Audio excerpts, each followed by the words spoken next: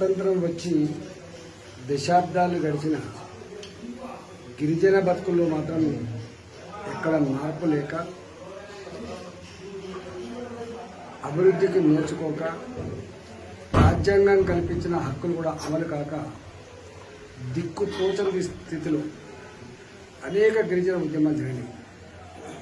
2005లో ఏ గిరిజనులు అయితే అడవి కొట్టుకొని ఆ భూములు నమ్ముకొని జీవిస్తుందో ఆ అటవీ భూములకు, వాళ్ళు దున్నుకునే భూములకు, సేద్యం చేసుకునే భూములకు హక్కులు కల్పించాలని చెప్పి పార్లమెంట్లో 2005లో దాన్ని ప్రవేశపెట్టడం జరిగింది.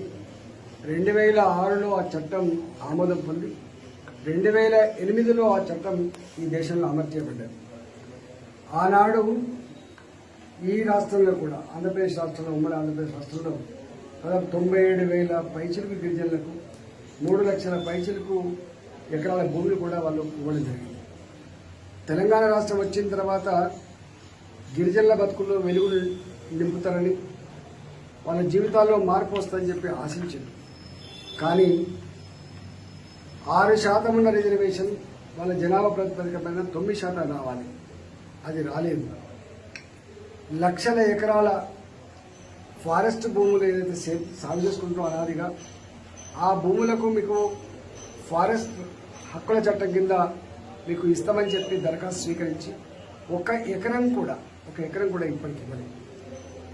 ఇవాళ ఫారెస్ట్ కవరేజ్ పేరిట ఎన్నో సంవత్సరాలుగా ఆ అటవీ భూములు దొరికినటువంటి గిరిజనుల మీద ఫారెస్ట్ అధికారులు, పోలీసులు చేస్తున్న దౌర్జన్యం అంతా ఇంత కాదు.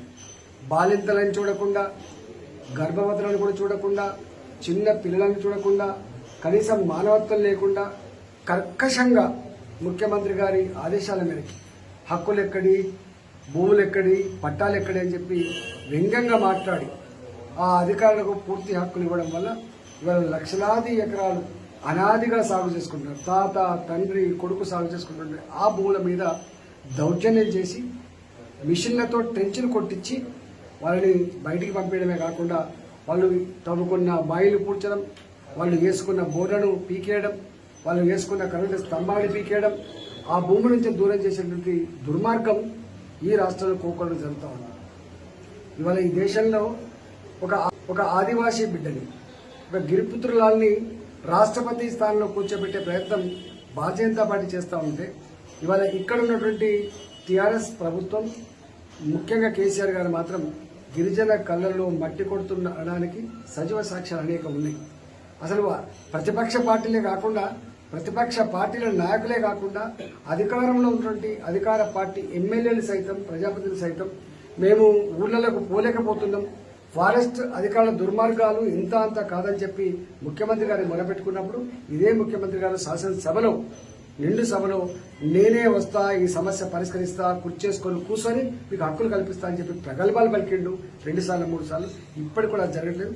ఎప్పుడు వ్యవసాయ సీజన్ వచ్చింది, వర్షాకాలం వచ్చిందంటే గిరిజనులు బిక్కుమంటూ ఏ భూమి మళ్ళీ ఫారెస్ట్ అధికారుల దాచకానికి గురవుతుందో తెలియని పరిస్థితి వచ్చింది.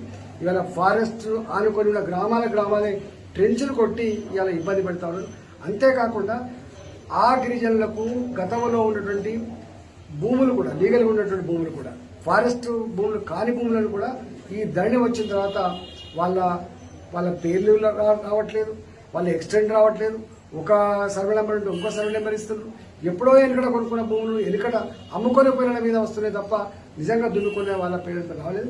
ఒక్క మాట చెప్పాలంటే, కేసీఆర్ ప్రభుత్వం గిరిజన కళలో మట్టి కొట్టి ఏ భూములైతే వాళ్ళకి అనాదిగా అక్కడి తెచ్చుకొని ఆదుకునేవో, ఏ భూములైతే వాళ్ళు గౌరవాన్ని చిహ్నంగా ఉంచుకున్నారో, ఆత్మగౌరవాన్ని చిహ్నంగా ఉంచుకున్నారో, ఇలా వాళ్ళ బతుకుల్లో మట్టి కొట్టి ఇబ్బంది పెడతా ఉన్నారు. నేను ఒకటే డిమాండ్ చేస్తా ఉన్నా, ఇప్పటికైనా ముఖ్యమంత్రి గారు ఫారెస్ట్ల అధికారుల దౌర్జన్యాన్ని, దుర్మార్గాన్ని ఆపాలని, తక్షణమే వాళ్ళ భూములకు వాళ్ళు పట్టాలు ఇవ్వాలని చెప్పి నేను డిమాండ్ చేస్తా ఉన్నా. రెండో డిమాండ్, అడవి ఉత్పత్తుల మీద గతంలో వీళ్ళకి హక్కులు ఉంటే ఇవాళ ఫారెస్ట్ అధికారులు ఈ పురుల అరణ్యాలని, ఇది ఈ ఈకో జోన్ అని చెప్పి రకరకాల జోన్ల పెట్టి ఫారెస్ట్లోకి మేకలు పోకుండా, ఫారెస్ట్లోకి ఆవులు పోకుండా, ఫారెస్ట్ ఉత్పత్తులు తెచ్చుకోకుండా ఇబ్బంది పెడతా ఉన్నారు. వాటి మీద కూడా సమీక్ష జరపాలని చెప్పి నేను డిమాండ్ చేస్తాను. ఎందుకంటే వాళ్ళు గిరిజనులు నివసించేది అడవుల్లో నివసిస్తారు తప్ప వాళ్ళకి సంపాదన మీద కానీ, వాళ్ళ కార్ల మీద కానీ బంగ్లాల మీద సోకులు కాదు, కనిపించిన అమ్మా నాన్నకి ఇంత అన్నం పెట్టుకోవాలి, కన్న బిడ్డలకు కూడా ఇంత అన్నం పెట్టాలనేటువంటి దాంతో జీవించేవాళ్ళు. కాబట్టి నిస్వార్థపరమైనటువంటి గిరిజనుల మీద, నోరు లేని అమాయకుల మీద ప్రభుత్వం కనుక దౌర్జన్యం చేస్తే మాడి మసి అయిపోక తప్పదని చెప్పి హెచ్చరిస్తాను. మీరు చూస్తున్నారు ఐ డ్రీమ్ న్యూస్ ని. Please subscribe I dreams For more videos, subscribe I dream. please subscribe for more videos. I dream. I dream. For more videos, Subscribe, I dream. Please subscribe. Subscribe I dream channel. Do subscribe. I dream. I dream ఛానల్ని do watch I dream.